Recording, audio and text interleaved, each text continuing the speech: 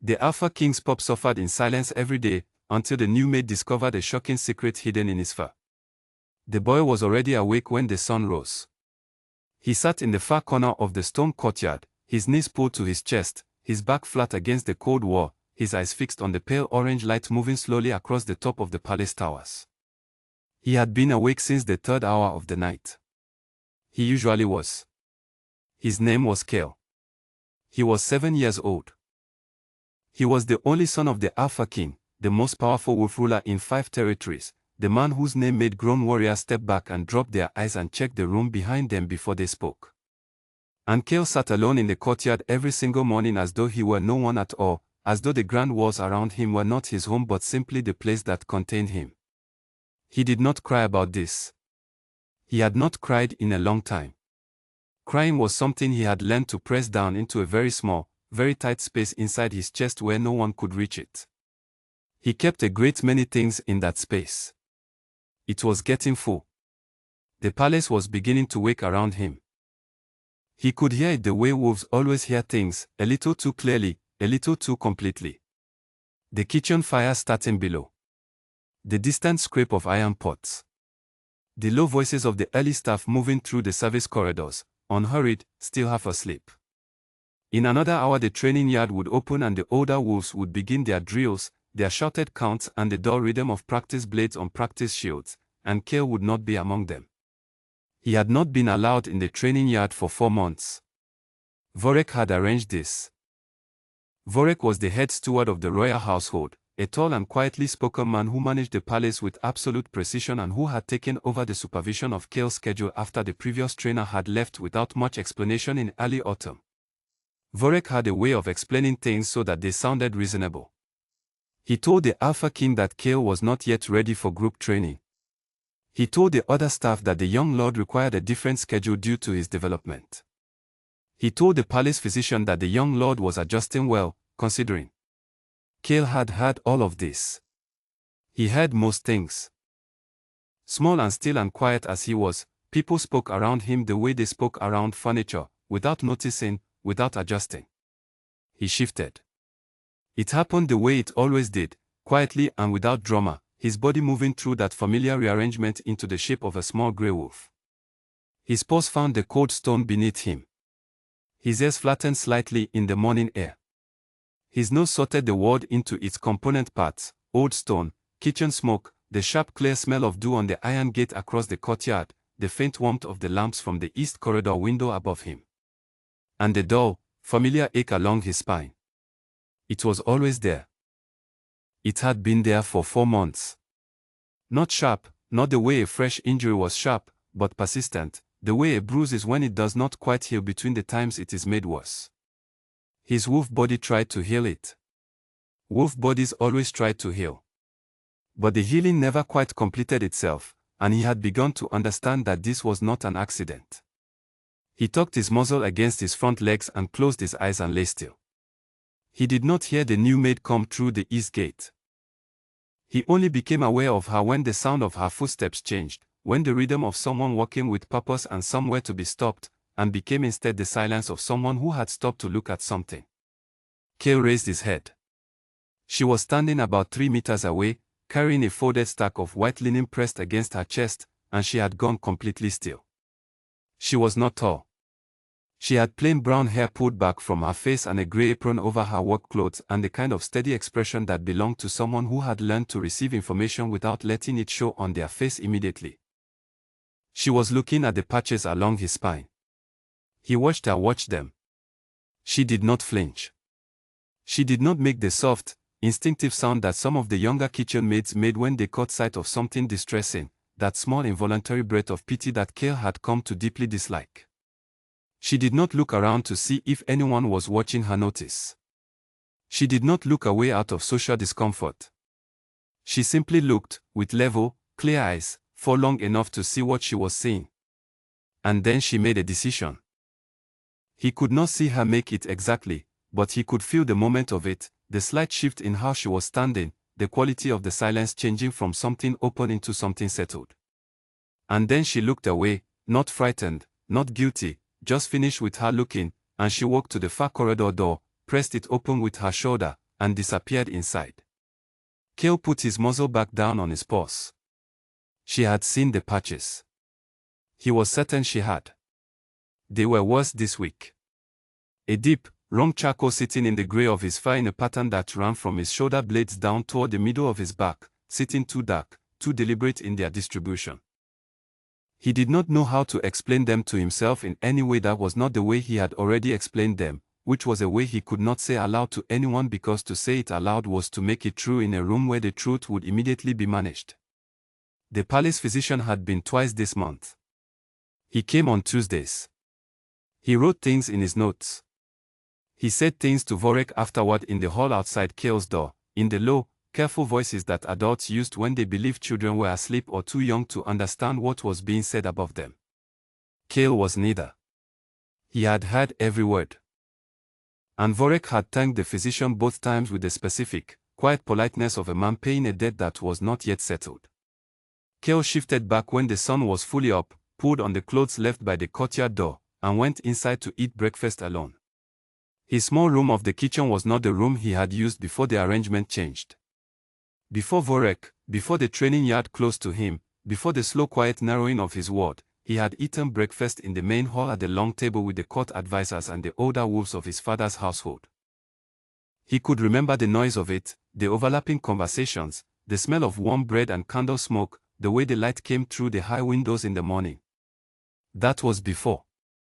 Now he ate bread and fruit and a cup of warm broth in his small room and he did not taste any of it, and he sat at his small table and he thought about the maid with the brown hair. She was new. He had not seen her before yesterday, which placed her arrival in the most recent intake of palace staff, the group that came at the start of each month.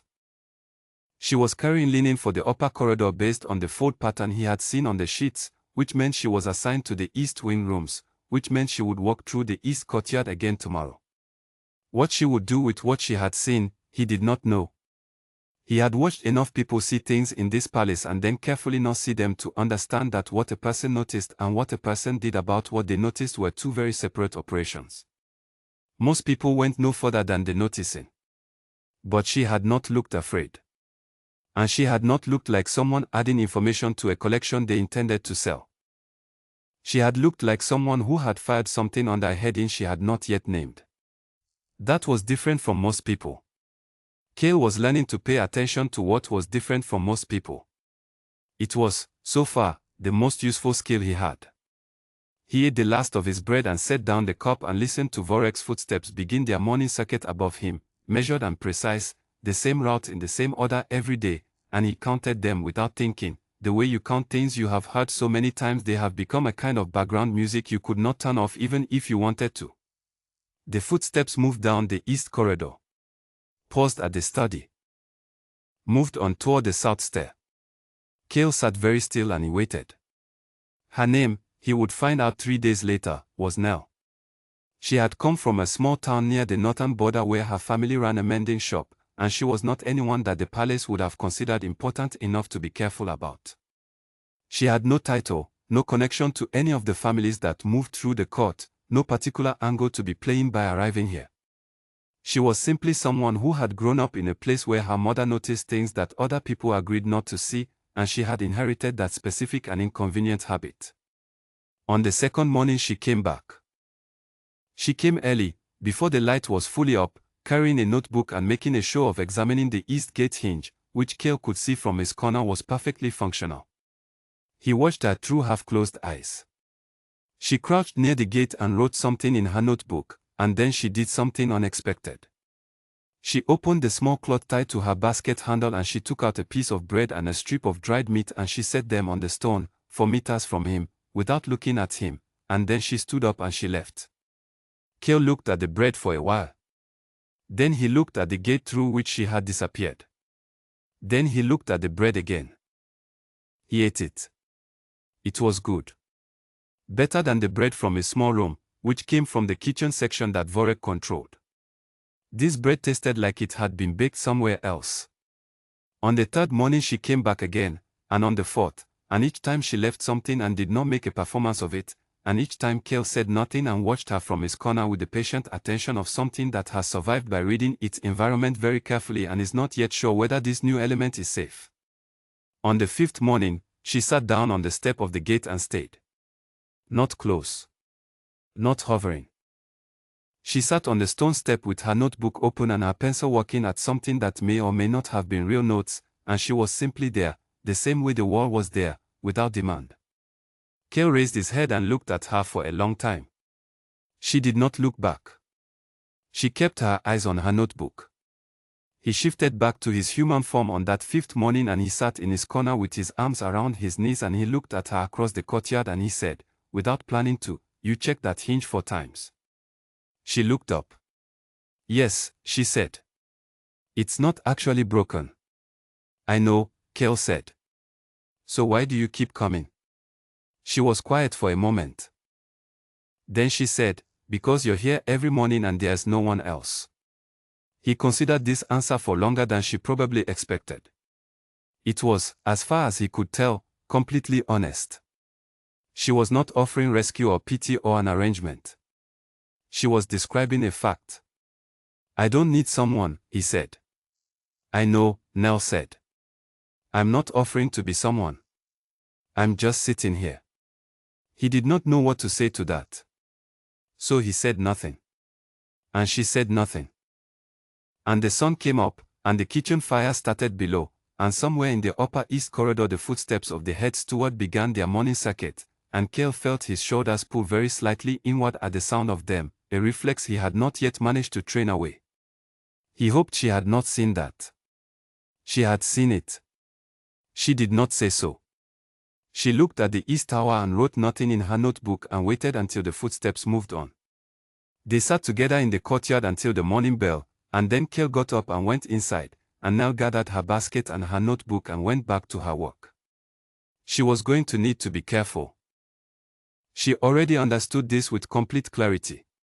The palace had the quality of a place where something had been decided, and that decision had weight, and anyone who moved against that weight without the right foundation would be removed very simply and very efficiently and without drama.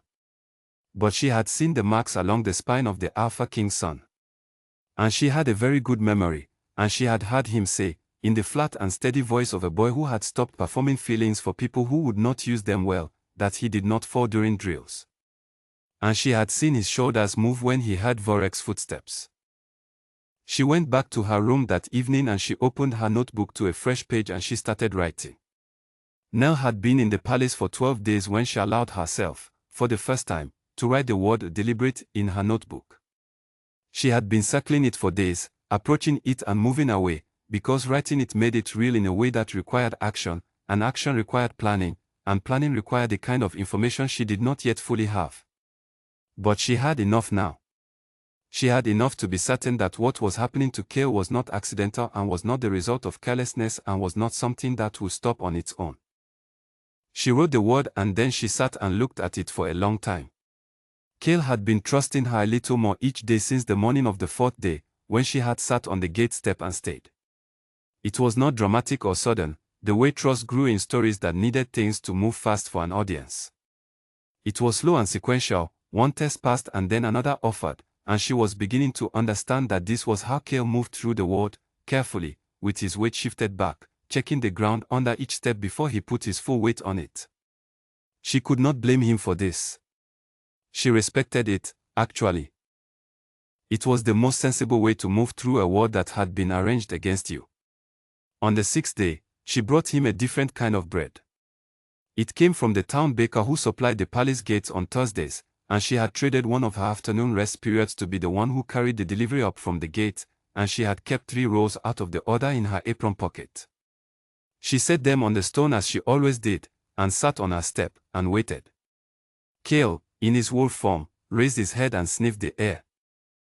She heard a small sound from him, not distress, something closer to recognition, and he got up and walked to the bread and ate it and then, without returning to his corner, sat down approximately 2 meters from Nell's step and stayed there for the rest of the morning. It was 2 meters. It was not close. But it was not the far corner of the courtyard. On the 10th day, he told her that the bread from his kitchen had a different taste than other bread from the palace. He said it conversationally, in the tone of someone reporting weather information. Nell wrote it in her notebook that night, and then she wrote next to it, find the kitchen source, and she circled that twice. She was building a picture. It was not yet complete, but its shape was becoming clearer, the way the shape of a thing in a fog becomes clearer when you walk toward it slowly enough to let your eyes adjust. She knew that Vorek controlled the preparation schedule for Kale's meals separately from the general kitchen rotation. She knew that the palace physician visited on a cycle that was logged under a false pretext. She knew that Kale's father had not been in the East Courtyard in at least 4 months, possibly longer. She knew that Kale had been progressively removed from every part of the palace that would have placed him in regular contact with other adults who were not Vorek's people. And she knew about the marks on his fur. On the 14th day, she came to the courtyard in the evening after her shift ended, not because it was in her routine but because her feet took her there without her fully deciding, and she found Kale in wolf form in his corner, and she sat down near the gate on the ground this time, not the step, lower, less visible, and they were there together in the gathering dark. He shifted after about 20 minutes. He shifted and he sat beside her, not far but closer than the 2 meters, maybe half that, and he had his arms around his knees in the posture she had come to associate with him when he was working something out. She could see his back in the evening light. She could see the marks. She kept her face still and she looked at the east tower. After a while Kale said, "You're not going to ask?" "Not tonight," Nell said. "Why not tonight?" "Because you just sat closer," she said simply. "And I don't want to waste that." He went quiet in a particular way that meant thinking, not absence. She waited. "Vorek tells my father I fall during drills," he said. His voice was even. No performance. Just information, passed from one careful person to another. "My father doesn't come to the drills." "He used to," Nell asked. "Yes." He stopped in autumn, a pause. "I think someone told him something about me." "I don't know what." Nell said, "And the drills." Kale turned his head and looked at her directly. He had eyes that had no room in them for softness currently, not because he did not feel things but because he had learned that feeling things in visible ways had cost he was not willing to pay. "I don't fall," he said. The word settled in the courtyard. Nell nodded, once, slowly. "Okay," she said. They sat until it was fully dark. She left first. He was gone when she looked back from the gate. She went to her room and she wrote for a long time. 2 days later, she volunteered to help cover the upper kitchen during the midday shift when the regular staff member fell unwell. She had arranged this. She had been waiting for an opportunity and she had made one when she saw the chance, and she felt no particular guilt about this because she was becoming increasingly clear on the fact that whatever she was going to do was going to require her to stop being someone who waited for things to be handed to her. She spent 3 hours in that kitchen. She watched the preparation of every tray. She watched which ingredients came from which shelf. She was helpful and efficient and unremarkable, the way she had trained herself to be in every room of this palace. And she found the bottle. It was on the lower shelf of the preparation station, tucked behind a row of cooking herbs, small and plain and almost invisible. 2 fingers of pale liquid. No label. The stopper was seated very precisely. She did not touch it. She looked at it carefully, for long enough to memorize the shape of the glass and the color of the liquid and the specific position it occupied on that shelf. Then she turned back to the stove and finished her task and said nothing. That night she wrote, "Pale yellow compound, suppressor class, administered in food over time to prevent healing." She had seen something like it once before, in a market town near the border, where a trader had sold it under a different name for livestock management, to keep injured animals from healing faster than their handlers wanted. It was not a poison. It did not harm directly. It simply removed the body's ability to repair itself efficiently, which meant that any injury, however small and however manageable under normal circumstances, persisted.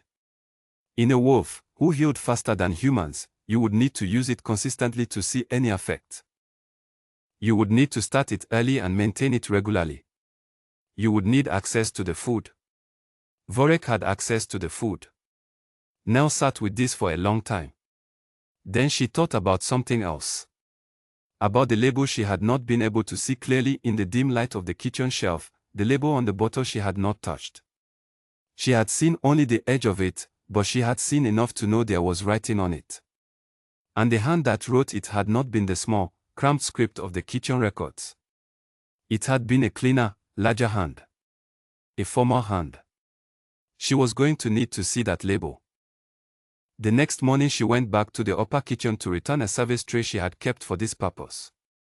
She went to the lower shelf. She looked at the place where the bottle had been. It was gone. Nell stood in front of the empty shelf space for exactly 3 seconds. Then she picked up her service tray, nodded to the kitchen staff member at the stove, and walked back out. Someone had moved it. That meant someone had been watching the kitchen more carefully than usual, or had been told to be watching it.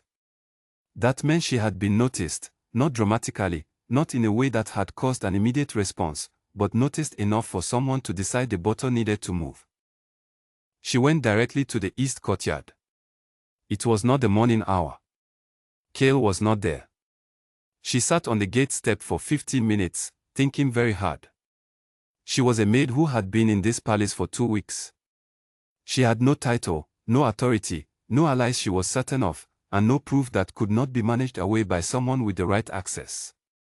She had her notes, which were written in a shorthand that only she and her mother could read, and she had her memory, and she had the testimony of a 7-year-old boy who had been removed from every part of the palace that might have given him witnesses. And she had the knowledge that the bottle was gone, which told her that the people on the other side of this had begun to feel that something was shifting. She was running out of time to be careful. She walked back inside and up through the east corridor and thought about Cale in his corner with the marks on his fur that did not heal, and she thought about the sound of his voice when he said "I don't fall." And she thought about the empty chair at the table in the main hall where the Alpha King would have sat if he had not been kept away from his son through whatever arrangement had been constructed around him. She made a decision. She was going to the king. Not tomorrow. Today. Now. With what she had, which was not everything she had wanted but was enough. It had to be enough. She straightened her apron and she went to find out which part of the palace the Alpha King spent his mornings in. It was not as difficult as she had expected. Everyone in the palace knew where the Alpha King was during the morning hours. He worked in his study on the 3rd floor of the south wing, and this information was general knowledge, because there was no reason for it to be secret. What was less general knowledge was how to get someone with no rank and no appointment to the door of that study. Nell walked to the south staircase and she stopped in front of the guard, a large man with the flat expression of someone who spent their professional life preventing people from going upstairs, and she told him she needed to speak with the Alpha King about his son. The guard gave her the look guards give people when people said things that were outside the expected range of the day's events. Then he said that the steward handled all matters regarding the young lord. Nell said she knew, and that was the problem. Something very small shifted in the guard's expression. Something that might have been, in a different face, the beginning of a reaction. He looked at her for 3 more seconds and then he said, "Wait here," and he went up the stairs. Nell stood on the bottom step and kept her hands from shaking through an act of which she was not going to examine closely later. 4 minutes later she was brought up by a different guard, a woman with grey at her temples who moved with the economy of someone who had been doing important things for a long time and had strong views about wasting steps. They went up and through 2 corridors and stopped in front of a heavy door, and the guard knocked twice and heard something from inside and opened it. Nell went in. The Alpha King was not sitting. He was standing at the window on the far side of the room with a stack of papers in one hand, and he was taller than she had expected, which she noted because when people were taller than expected it changed the geometry of a room and she needed to be aware of the geometry. He had dark hair and a face that had learned to hold difficult things without showing the weight of them, and he had the same quality of attention in his eyes that Cale had in his, which was the quality of someone who was going to hear everything you said and evaluate all of it. He set the papers down. He did not sit. "You asked to speak about my son," he said. "Yes," Nell said. She told him. She told him everything in the order she had gathered it, not in the order it had affected her emotionally but in the order that would be most useful to him. The courtyard and the marks. The physician logs. The altered maintenance records. The kitchen preparation. The bottle, its position, its contents, and its disappearance. Vorek's footsteps and the way Kale's shoulders moved at the sound of them. The bread that tasted different. The thing Kale had said about not falling during drills. She did not tell him what she thought about any of it. She told him what she had seen. When she finished, the room was very still. Then the Alpha King said, quietly, "How long?" "At minimum, 4 months, Nell said. "Possibly longer. The behavior patterns suggest longer." He went still in a way that was not absence but rather a great deal of controlled movement happening in a very small internal space. Something shifted in his face that she thought she was not supposed to see, something enormous in its weight, and then it was contained, and his expression did what Kale's expression did, closed into command. "Where is my son now?" he said.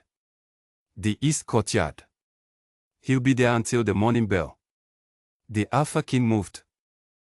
Not fast, not dramatically, but with the certainty of direction that belongs to someone who has been deciding what to do and has now decided. He went to the door and opened it and spoke to the guard outside, and his instructions were brief and complete, and then he looked back at Nell. "You will come," he said. It was not a request. They walked to the East Courtyard.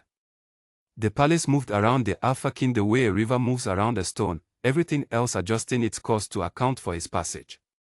Nell kept pace behind him and did not let herself think about what would happen next, only about placing each foot in the right direction.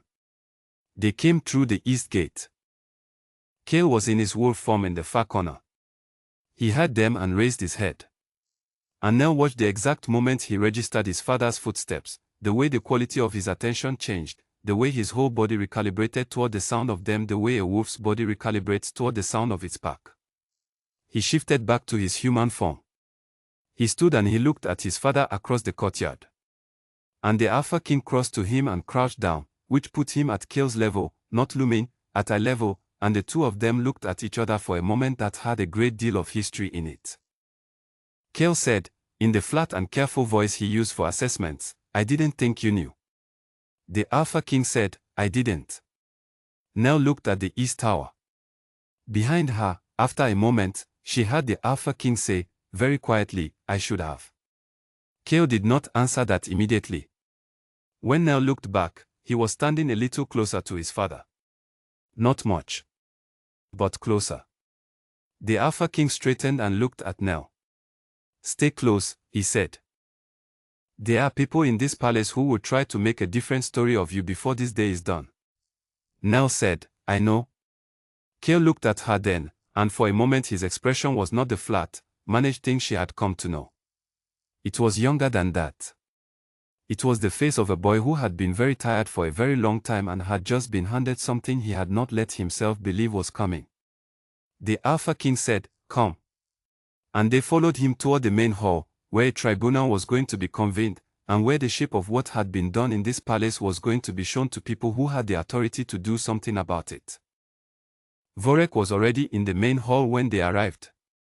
He had been brought there in the 4 minutes between the Alpha King's instruction to the guard and their arrival from the East Courtyard, and in those 4 minutes Vorek had arranged himself at the far end of the long table with the composed posture of someone who had been interrupted mid-morning and was managing the irritation of this with practiced grace. He was wearing his full steward's coat, which was significant only in that he always wore it, even during what should have been an ordinary workday, as though he understood at all times that he might be called into formal company without notice. He looked at the Alpha King. He looked at Kale. And then his eyes moved to Nell, and they stayed on her for a fraction of a second longer than they moved anywhere else. That fraction was enough. Nell saw it. She thought the Alpha King saw it too, because he continued into the room without breaking his stride and without changing his expression, but the air around him changed in a way that she felt in the base of her spine. 3 members of the packed tribunal were already present, standing in a row along the far wall. Nell had heard of the tribunal but had not yet seen them in person. They were older wolves, all 3 of them, in the formal grey coats that the tribunal wore for proceedings, and they had the kind of stillness that comes from years of being in rooms where important things happen and learning not to react until it was time to react. The tribunal chair was a woman named Edith. Nell knew the name. It had come up 3 times in staff conversation over the past 2 weeks, always with the particular inflection that people used for someone who was not to be trifled with. Edith was narrow and upright and had silver hair cut close to her head, and she was looking at the room with the mild expression of someone who had seen a great many things in her time and had developed a clear system for sorting them. The tribunal secretary was at the side table with a ledger already open. Vorek said, with complete smoothness, Your Majesty. I was not informed of a tribunal session today. No, the Alpha King said. You were not? Edith stepped forward. Her voice was even and unhurried, the voice of someone who did not need volume to be clear. This proceeding will document the matter of care and supervision of the young Lord Cale, and all related conduct of palace staff. It is not a formal trial at this stage. It is a documentation of testimony and evidence, to be followed by a formal determination as warranted. Vorek said, Of course. I am glad to clarify anything that has been misunderstood. Edith looked at him the way a clock looks at nothing in particular. Good, she said. Then we will begin with the physician visit logs from the last 6 months. The tribunal secretary produced the logs. They were read aloud, and Edith asked several questions about the notation system, and the palace physician, who had been brought in from his quarters and who had the look of a man who had not slept well and was sleeping worse now, answered these questions in a voice that got quieter and quieter as the session continued. Vorek provided context for each log entry with the ease of someone who had prepared for this conversation. He was very good. Nell had known he was good, but seeing it performed in a formal setting was something different from knowing it abstractly. He had an explanation for everything, a layer of reasonable interpretation laid over each fact that made the fact seem like something other than what it was.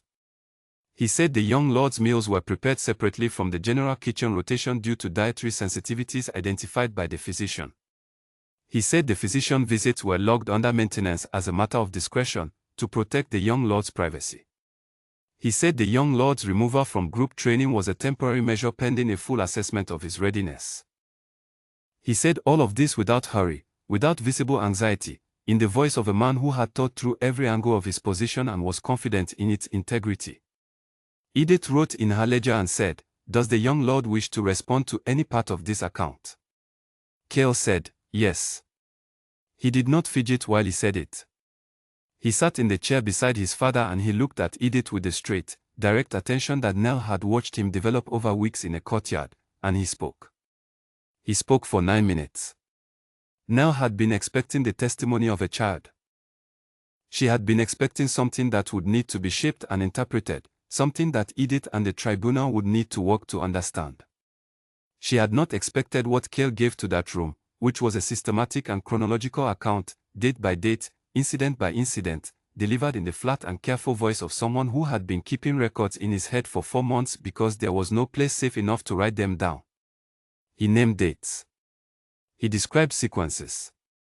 He noted who was present and what was said and at what time of day and in what location. He was precise in a way that went beyond the precision of someone who had simply remembered things. It was the precision of someone who had understood for some time that this day might come, and had been preparing for it with the patience and the silence of someone who had no other weapon available. He noted the first time the bread from his kitchen began to taste different. He noted the first Tuesday the physician came and what was said afterward in the corridor. He noted the date his father stopped coming to the East Courtyard in the mornings, and the date that Vorek first told him his father had concerns about his progress, and the specific wording Vorek had used, which Cale repeated with complete accuracy. And then Cale said, in the same quiet and steady tone, that on the 14th of the previous month, he had been in the corridor outside the East study when Vorek met with a pack elder named Cornelius, and that Cornelius had said, in a voice that Cale described as being carefully controlled, that the arrangement needed to hold until the succession council meeting in spring. The room went quiet in a particular way. Cornelius was not a name that was unknown in palace proceedings. He was one of the senior members of the Succession Council, a body that held advisory authority over matters of pack leadership inheritance. He had strong opinions about what the next generation of leadership should look like and strong connections throughout the court hierarchy. Edith did not look up from her ledger. She wrote something. Vorek's composure was still intact. It was remarkable, the integrity of it. He said, The child is repeating fragments of adult conversation had partially, through a closed door, and organizing them into a pattern that did not exist. Cale looked at Vorek. Just looked at him.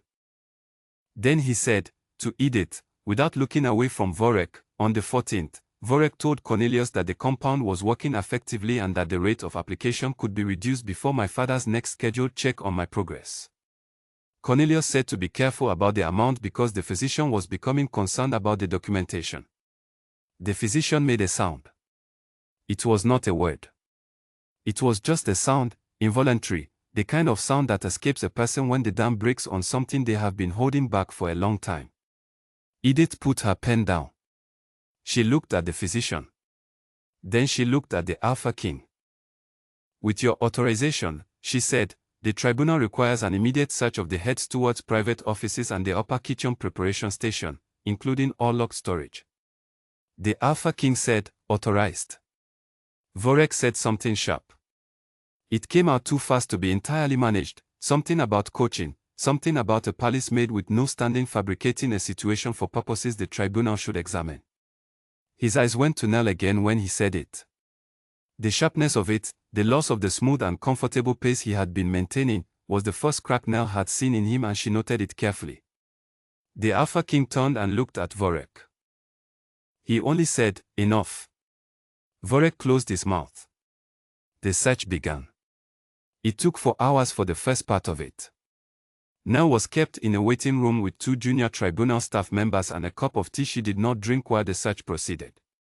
She heard the sounds of doors, of movement above her, of things being carried. She sat with her hands in her lap and her notebook on the table in front of her, and she thought about Cale in that room, sitting next to his father, waiting. She thought about the courtyard in the mornings. She thought about the bread on the stone and the 2 meters between them becoming 1 meter and then less. She thought about the way he had said I don't fall with the flatness of someone reporting a fact about the physical world, the way you might report that the sun rises in the east. Completely without drama. Completely without any expectation that the fact itself would be considered remarkable. She thought it might be the bravest thing she had heard in her life. The search found, in Vorek's private office, several items that the tribunal secretary would later take 3 days to fully document. A correspondence written in a private cipher, 4 months of it, between Vorek and Cornelius and 2 other elders named Aldrich and Bert. A key to the palace physician's private supply cabinet. A 4th set of training records for Cale that described injuries from falls and rough play with complete and plausible detail, covering each of the dates on which Cale had given his own testimony. And in the back of the locked lower drawer of Vorek's desk, a small glass bottle. Same shape as the one Nell had seen in the kitchen. Same pale yellow liquid. And on the label, written in a clean and formal hand, was a name. The Alpha King's name. His seal. His signature. The label was not in the Alpha King's handwriting. The tribunal's document examiner confirmed this 48 hours later. The handwriting on the label matched the handwriting on an internal order form found in Vorek's office, a form signed by Vorek himself for a supply request 6 months ago. The seal had been copied using a method the examiner described as careful but imperfect, with 2 specific characteristics in the wax impression that did not match the Alpha King's personal seal ring. It had been forged. The entire label had been forged, designed to implicate the Alpha King in the event that the compound was ever discovered. The plan had included, from the beginning, an exit strategy that would have cost the Alpha King everything, if the plan had ever been exposed by anyone other than Vorek's own people. Nell heard all of this in the second session of the tribunal proceedings, 2 days after the first, sitting in the observer section of the former tribunal room. She heard the cipher correspondence decoded and read into the record, and it was worse than she had expected, which was saying something, because she had expected it to be bad. It was not a plan born of hatred. It was worse than hatred. It was a plan born of calculation. Cornelius and the other elders had looked at Cale's bloodline, at what his mother's family line had historically produced in terms of wolf capability and pack leadership, and they had determined that this child, if he reached full development, would be a problem for the succession arrangements they had been building for a generation. They had not wanted to harm him. They had wanted to prevent him from becoming what his nature had the potential to make him. They had wanted to slow the development of his wolf healing, which was exceptional even at age 7, and keep it suppressed long enough that it would fail to properly develop. A wolf who could not heal well was a wolf who could not lead effectively. A wolf who could not lead effectively was not a succession problem. It was patient. It was methodical. It was the work of people who understood that the best way to manage a threat was not to eliminate it but to quietly prevent it from growing into something that needed eliminating. And they had needed Vorek's access. And Vorek had needed the physician's silence. And the physician had needed the falsified records. And the falsified records had needed the forged label in case anyone started asking questions from the wrong direction. Everything interlocked. Everything covered something else. It was the architecture of a plan made by careful people who had expected never to be found, because they had arranged for the most likely person to find it, the Alpha King, to be pointed toward believing he already knew the answer. When Cornelius was brought in, on the third day, his composure lasted considerably less long than Vorek's had. He attempted the same strategy, the reasonable recontextualization, the measured explanation, the suggestion that the tribunal was working with incomplete understanding. Edith listened to him for 8 minutes. Then she read back Cale's testimony, word by word, date by date, from her ledger. Cornelius was silent for a long time after that. Then he said, very quietly, that he had not believed the boy would remember so precisely. Cale, who was sitting beside his father in the tribunal room, did not react to this. His expression did not change. He looked at Cornelius with the same flat, level attention he gave everything, and then he looked at Edith. Edith said, noted, and wrote it in her ledger. Aldrich and Bert, the two other elders involved, resigned from the succession council before they could be formally called. This was noted in the record as well. It did not protect them from the tribunal's findings. It simply meant that their removal was less dramatic than it might otherwise have been. The physician's confession came on the 4th day. It was long. It covered everything in careful and remorseful detail, and Nell, reading the summary in the observer's notes afterward, thought that the most striking thing about it was not the specific details of what he had done but the language he used to describe his role. He described himself, consistently, as following directions. He used the phrase more than 20 times. He had been following directions when he falsified the logs. Following directions when he administered the compound. Following directions when he told Vorek that the boy's healing was suppressing as expected. He had not, once in 4 months, looked at the child he was examining and asked himself whether the directions were something he should be following. Edith recommended that his license to practice be permanently revoked and that he be placed under a ban from all park-affiliated facilities. The tribunal accepted this recommendation without discussion. Nell sat in the observer's section through all 4 days of the main proceedings, and she ate very little and slept reasonably well and did not tell herself she felt fine, because she did not, particularly. But she felt clear, and clarity was sufficient for the present moment. On the 4th evening, Cale appeared in the east courtyard at the usual time. Nell was there. She had come back because she had not been able to think of anywhere else she needed to be. She was sitting on the stone step of the east gate with her notebook open, and Cale came through the inner door in his human form, which was unusual, and he walked across the courtyard and sat down next to her, not far, much closer than the distance they had begun at, and he put his arms around his knees. Edith said the main findings will be complete by tomorrow, he said. Yes, Nell said. He was quiet for a moment.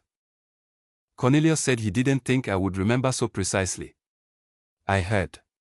Cale looked at the east tower. I remembered because I had to, he said. I knew that somebody might need to know. I didn't know it would be you that I would be telling.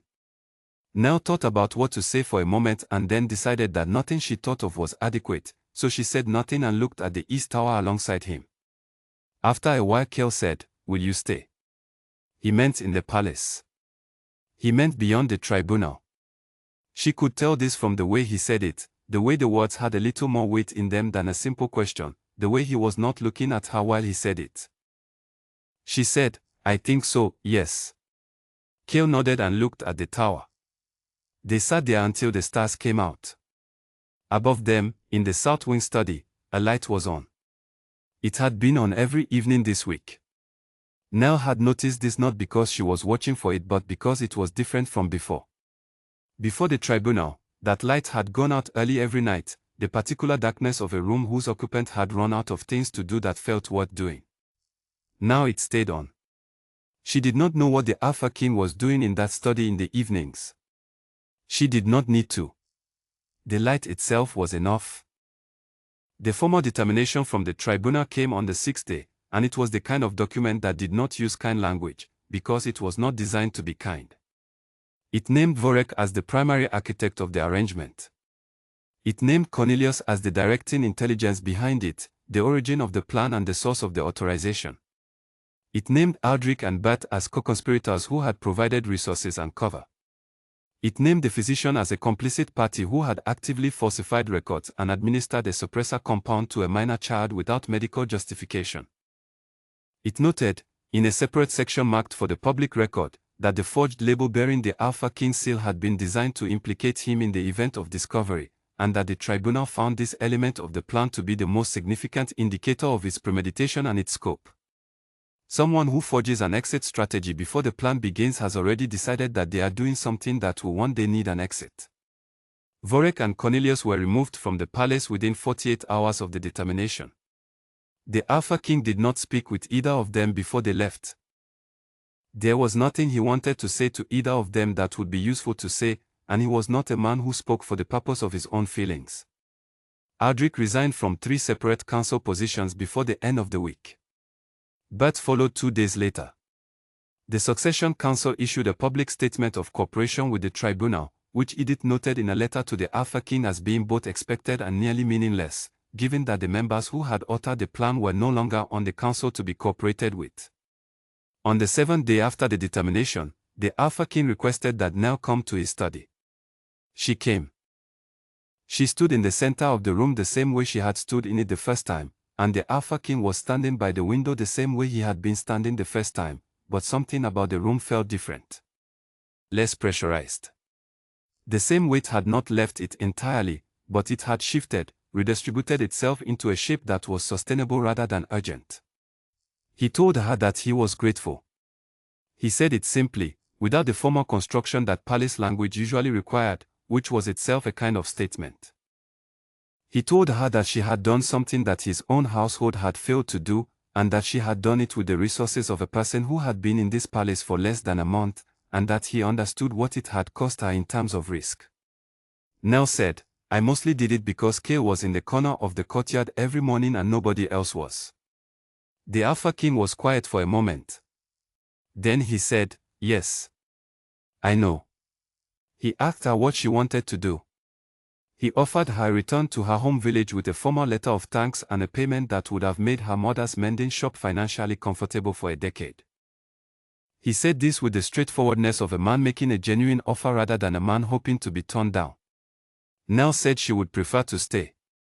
He nodded. He had expected this answer, she thought, or something close to it. He said he would arrange a formal position for her in the household, something with authority and standing, something that made her presence in the palace official and protected and not dependent on the informal tolerance of people who might prefer her gone. She said, "Whatever you think is appropriate." She left the study and went back to the east corridor and sat on the step of the east gate for a while, watching the light change on the stone courtyard floor. She thought about the first morning. About stopping in the courtyard with the linen in her arms and seeing the patches in the grey fur and the decision she had made in that moment to not walk on. She had made that decision so fast that she had not experienced it as a decision, exactly. It had felt more like something recognized than something chosen. The way her mother used to say that some things in the world put their hands up and asked to be noticed, and the only question was whether you were the kind of person who noticed when they did. She supposed she was. 3 days after her meeting with the Alpha King, she received her formal appointment papers. She was given the title of household keeper, which was a position that existed in the palace records but had been vacant for 11 years, and which gave her oversight of the people who had oversight of things, which meant, in practical terms, that she would know what was happening in every kitchen and every preparation station and every service record in the palace within a week. It also meant that, from the day of her appointment forward, it would require several layers of coordinated effort to tamper with anything in this household without her noticing. She thought this was probably the point. She moved her things from the small room she had been given as a new maid to the larger room in the upper east wing that came with the position. She did not have many things. It did not take long. She set her notebook on the desk by the window and sat in the chair and looked out at the east courtyard below. Cale was there. In his wolf form, in the courtyard, not in the far corner anymore. He was lying in the center of the courtyard with his head up, watching a bird on the far wall with the particular quality of wolf attention that is not quite hunting interest and not quite idle curiosity but something in between. The light was good on him. His fur was even. The patches were fading. Nell had known they would fade once the compound was no longer in his food. The wolf body did what wolf bodies did when you stopped preventing it. It healed. But watching it happen, watching the gray come back even and clear along his spine, was different from knowing it would happen. It was the difference between a fact and a thing that you could see with your own eyes, and those were not always the same experience. She turned back to her desk and opened her notebook and started on her first week's work in the new position. Below in the courtyard, Cale shifted back to his human form after a while, and went inside, and came back an hour later with a piece of bread, which he ate sitting on the low wall by the east gate rather than in his small room. This was new. Nell noted it not in her work notebook but in the part of her attention that she kept for keeping track of things that mattered. The Alpha King began coming to the east courtyard on the fourth day after the tribunal closed. He came early, before Cale was there. He brought papers to read, which he settled on the low wall by the gate and walked through with the same methodical attention he brought to everything. When Cale came through the inner door a few minutes later and found his father sitting at the wall, Cale stopped. He stopped and he looked at his father for a long moment. His father looked back. Then Cale walked across the courtyard and shifted into his wolf form and lay down in the center of it, not in the far corner, and the Alpha King went back to his papers. They did not speak. They were not yet at the point of speaking, in the courtyard, in the mornings. There was too much space between where they were and where they needed to get to, and they had not yet worked out, either of them, how to close that space in a way that did not crack something delicate.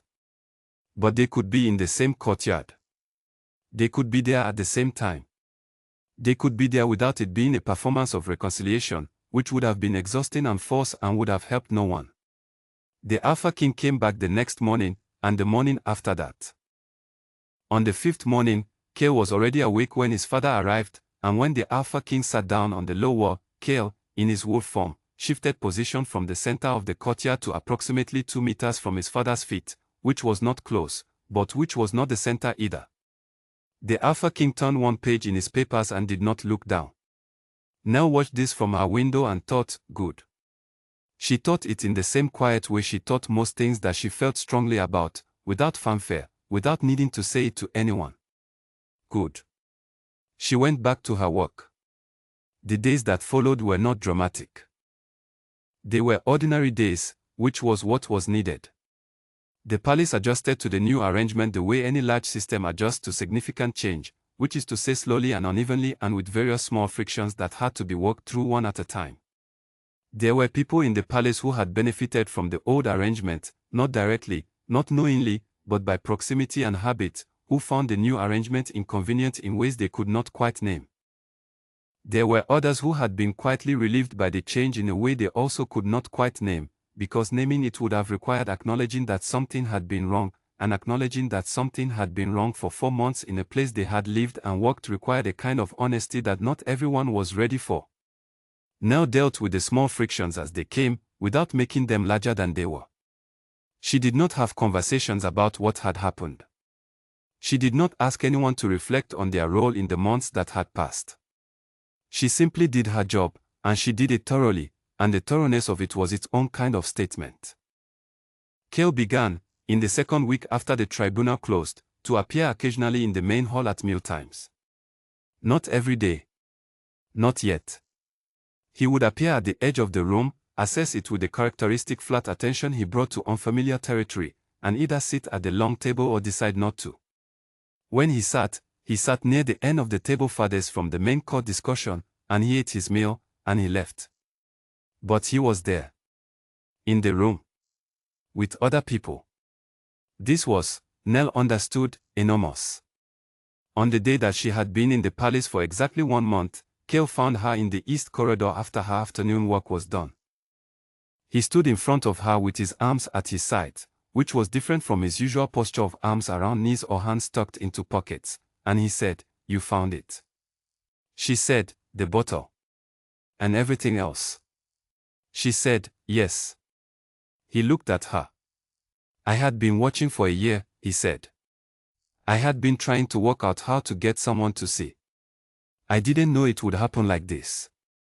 Nell said, "How did you think it would happen?" Cale thought about this. "I thought I would have to be older," he said. "I thought I would have to wait until I was old enough that someone would take me seriously." "You were always someone to take seriously," Nell said. He made a small, skeptical sound that was almost the beginning of a laugh. It was the first sound remotely close to a laugh she had heard from him, and she felt it the way you feel when something that has been held too tightly for too long finally unclenches. "Go eat dinner," she said. He went. She stayed in the corridor for a moment afterward, looking at the empty space where he had been standing. Then she went to eat dinner herself, in the staff room, at the long table with the other household staff, and she ate her food and listened to the conversation around her and did not say much, which was her usual way, and it was a good meal in an ordinary room on an ordinary evening. Outside the palace walls, the Park territories continued their business. Trade moved between the border towns. The council met without its disgraced members and elected 2 replacements, both of whom had no particular interest in the succession arrangements that Cornelius had been protecting. The Succession Council issued a formal statement affirming the young Lord Cale's standing and status, which was legally unnecessary but politically useful, and which Edith noted in a follow-up letter to the Alpha King as the first useful thing the council had done in the matter. The physician's license was formally revoked at the month's end. He left the palace quietly and without ceremony. The new physician who came in his place was a woman named Clara who had been recommended by Edith from the tribunal's own registry of practitioners, and who had the specific quality of character that comes from having worked in places where things needed to be done correctly and there was no one watching to check. Clara examined Cale in the 3rd week.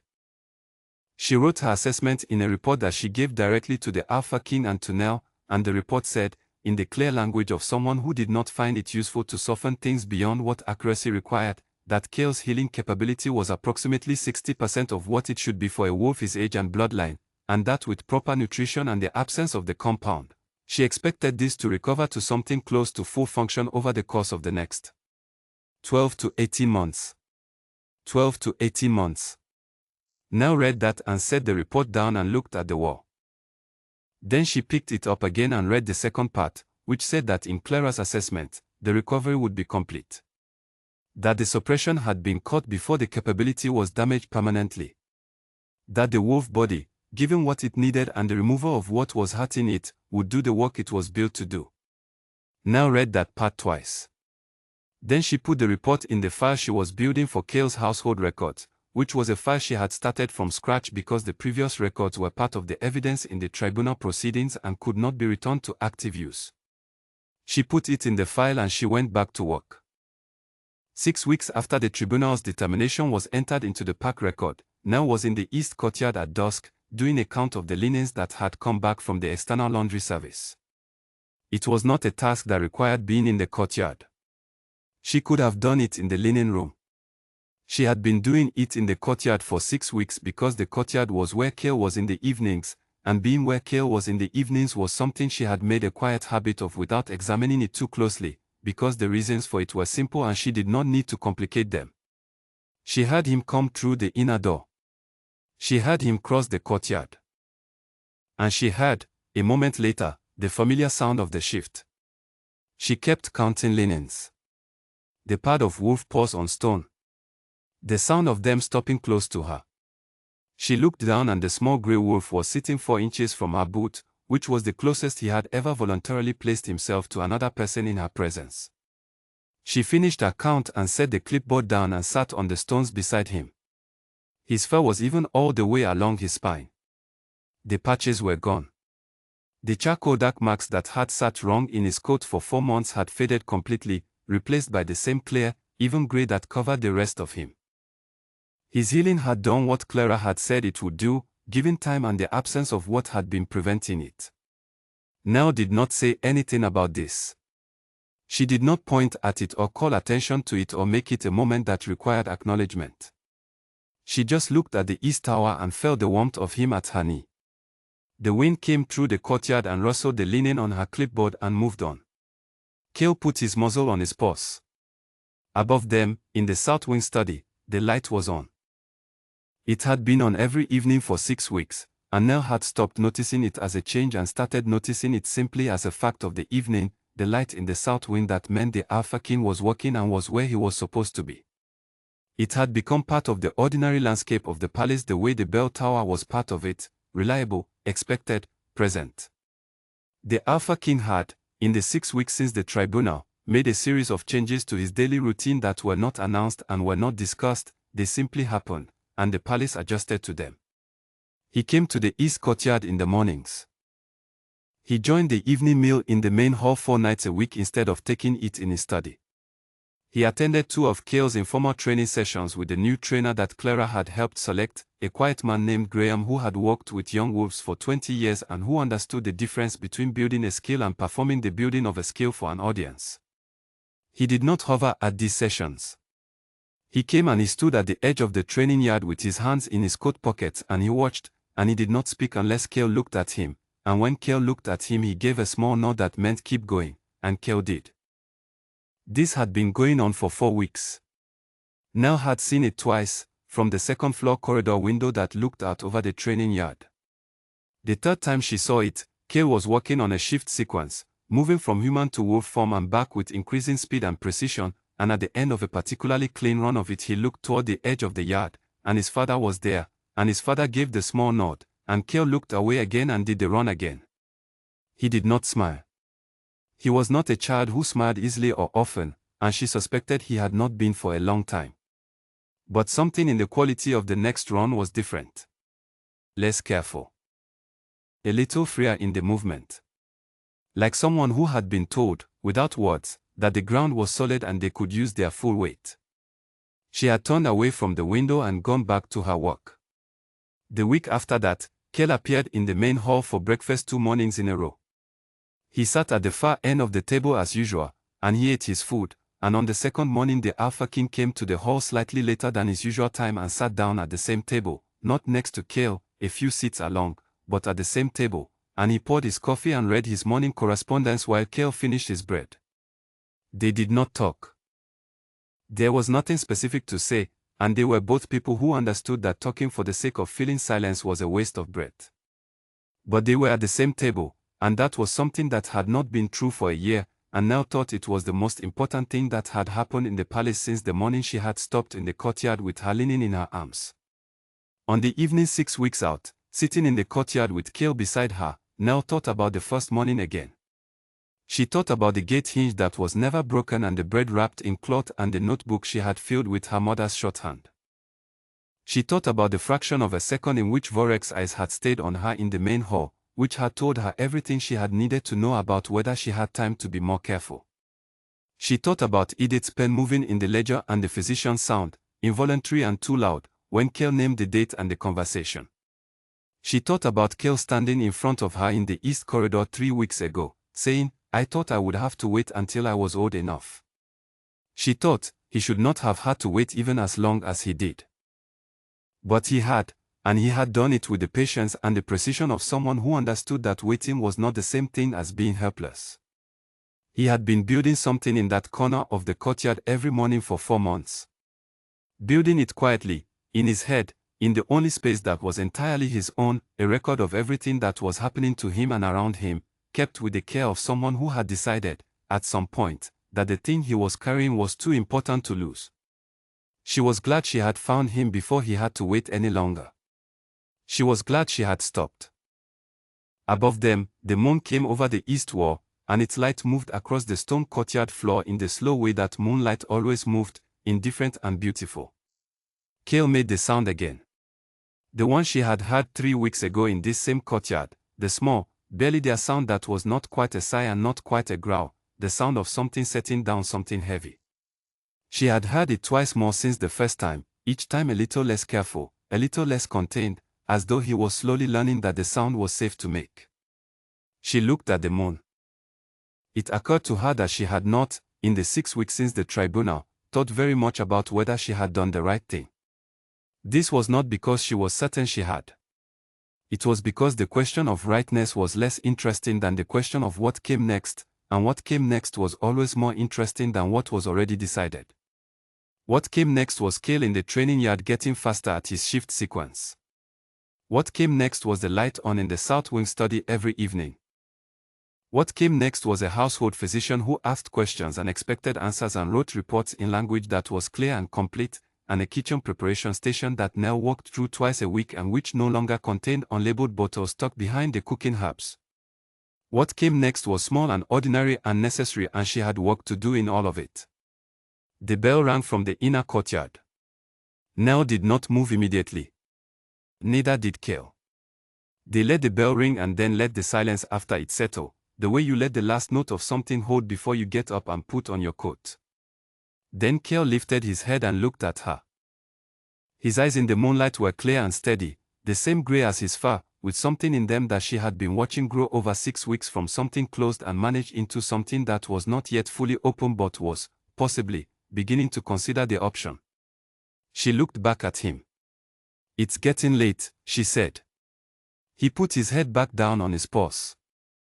She sat there another few minutes, because she was not actually needed anywhere for another few minutes, and the courtyard was cool and quiet and good in the evening, and Cale was beside her, and above them the light was on in the South Wing study, and the moon was over the east wall, and the palace was doing what the palace did at this hour, settling into its nighttime sounds, the fires banking, the bells going quiet, the long stone corridors growing still. She got up eventually. She picked up her clipboard and her pen and she folded her apron and laid it over Cale, because the evening had gone cool and she had nothing else to hand, and she tucked it around his paws with the matter-of-fact efficiency of someone who does a practical thing when a practical thing needs doing, and she went inside. She walked up the east stairs to the upper corridor and turned left toward her room and past the window that looked out over the courtyard, and she looked down. He was still there. The small grey wolf in the center of the courtyard, her apron folded over him like a blanket, his muzzle on his paws, deeply, quietly, finally asleep. Not in the corner. In the center. Under the moon. She went to her room and sat at her desk and opened her notebook. She wrote the date at the top of a fresh page, the way she always did, in the shorthand her mother had taught her, and she wrote the things she needed to write for the household records, the linen count, the kitchen check, the notes from the week staff meetings, all of it in order, all of it clear. When she was done with the records, she sat for a while with the notebook open to the blank page after them. She thought about what her mother used to say, that some things in the world put their hands up and ask to be noticed, and the only question is whether you are the kind of person who notices when they do. She thought she had always been that kind of person. She had not always known what to do about it once she noticed.